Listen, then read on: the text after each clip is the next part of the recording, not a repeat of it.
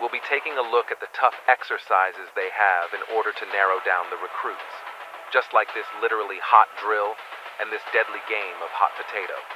But first, let's have a look at this super rigorous training. Road to Heaven. The Road to Heaven, the culminating phase of Taiwan's arduous 10-week amphibious training regimen, represents the ultimate challenge for aspiring frogmen. These candidates, donning only shorts, must navigate a grueling 164-foot stretch of jagged, porous coral rocks. The ordeal begins with a harsh fall from a standing position to a plank, placing considerable strain on the elbows. Subsequently, the recruits employ their knees and elbows to traverse the sharp rocks, mimicking a potential rocky beach landing.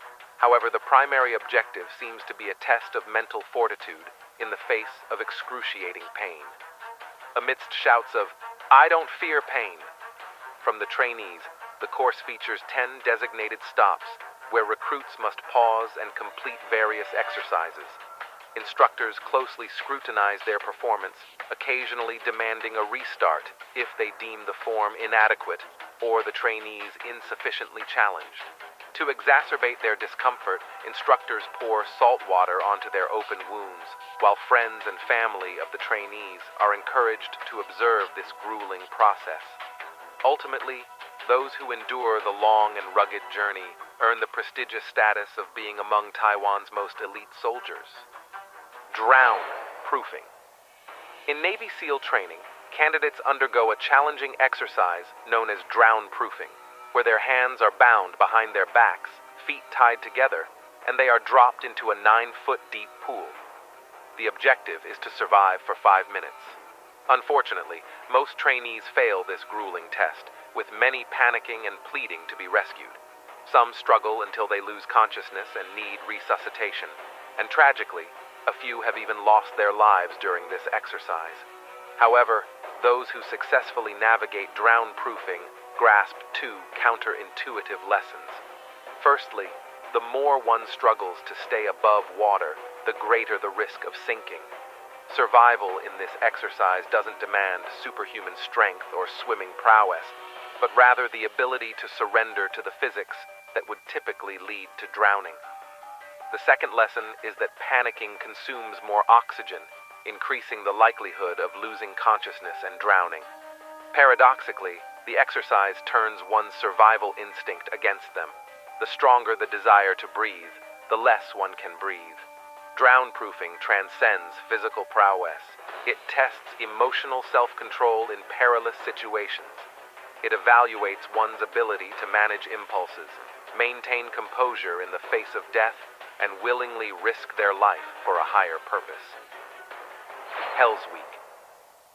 Marcos, short for Marine Commandos, represents India's most formidable special force, specializing in various forms of combat, with maritime warfare as its core expertise.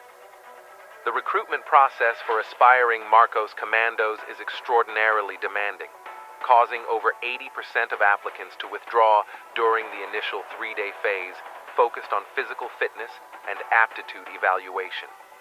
Those who successfully navigate this phase face an even more arduous 5-week ordeal known as Hell's Week.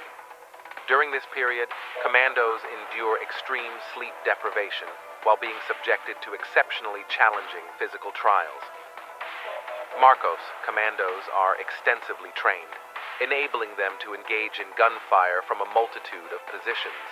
The concluding phases of their training incorporate a grueling 800-meter mud crawl, aptly named the Death Crawl, in which commandos traverse thigh-high mud while carrying a 25 kilos load of gear. Ring of Fire wants to dispel the notion that its military is anything but formidable, and they have the evidence to back it up.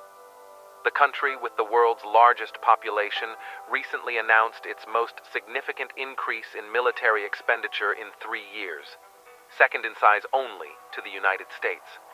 Accompanying this declaration are striking images capturing Chinese soldiers engaged in intense training exercises aimed at showcasing their military prowess. These remarkable photographs depict frontier soldiers fearlessly navigating rings of fire as part of their training with the People's Liberation Army. These images provide a brief glimpse into the strenuous nature of their preparations.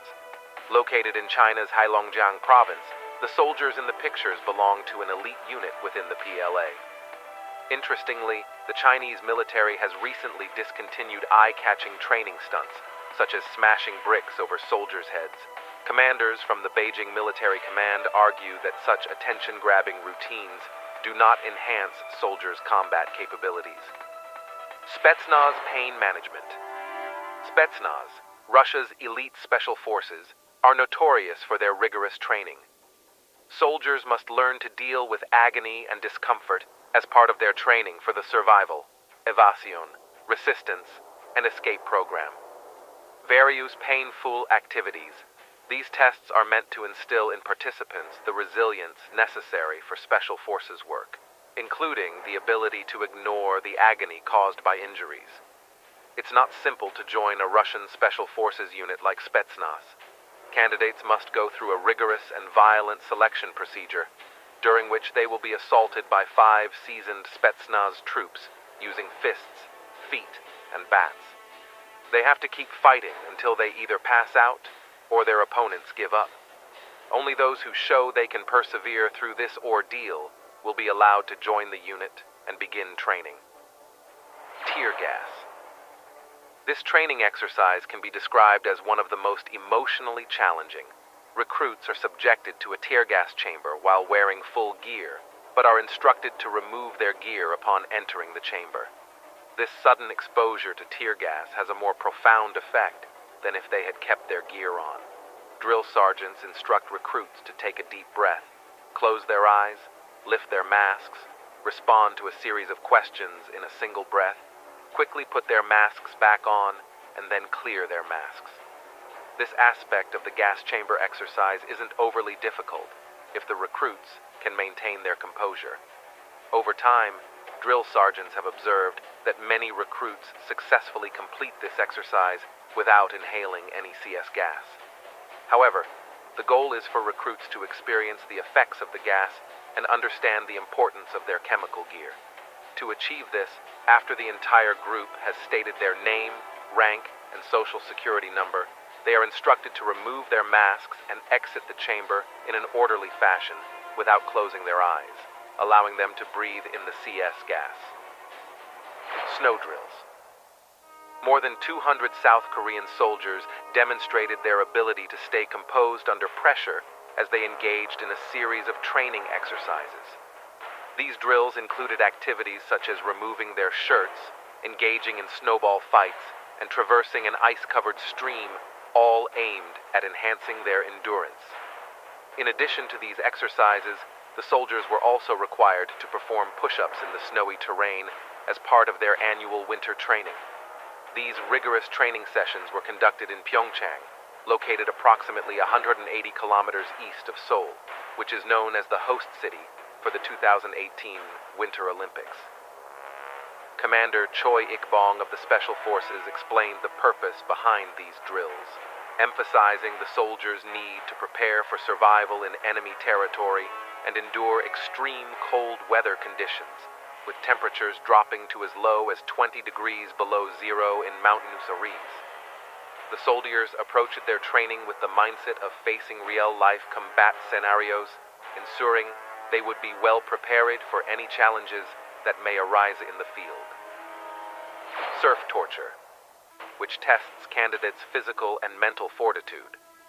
During this exercise, candidates lie in the frigid surf for an unspecified period, and many individuals decide to quit during this ordeal. The exercise is straightforward yet rigorous. It aims to push candidates to their limits through low-movement activities in the cold waters of Silver Strand Beach in Coronado. The exact duration of this test remains undisclosed, adding to the mental strain to monitor the candidates throughout.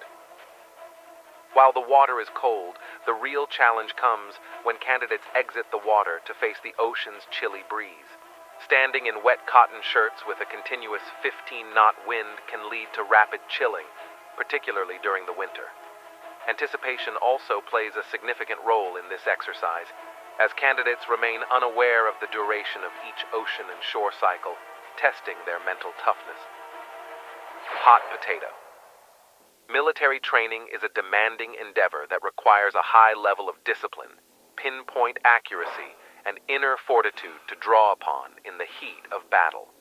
However, this is taken to a whole new level for recruits in the People's Liberation Army of China, since one of their training activities involves a game of hot potato with a real grenade. A live bomb is passed from one Chinese soldier stationed in Hong Kong to the next, until it is thrown into the hole at the end. The troops duck and shield their heads as they run away from the bomb's blast zone. The PLA uses this practice as one example of many. Cobra blood cocktail. The time-honored but controversial tradition of the long-standing military exercise, Cobra Gold, has been discontinued. During the annual Cobra Gold military exercises in Thailand, soldiers and Marines used to partake in a practice that involved consuming parts of live animals, including the customary act of drinking cobra blood freshly obtained from slaughtered snakes. Cobra Gold, one of the world's oldest multinational exercises, was initiated in 1982 to reaffirm the United States' role as a significant player in Southeast Asia. Participants, including a substantial number of Marines, used to consume various wild foods found in Southeast Asian jungles, including pineapples, jackfruit, and even animal specimens like scorpions, tarantulas, and snakes. An infamous aspect of this exhibition was the decapitation of live cobra snakes, often culminating in an enthusiastic U.S. Marine consuming the freshly extracted blood. This practice has now been discontinued. See you all next time.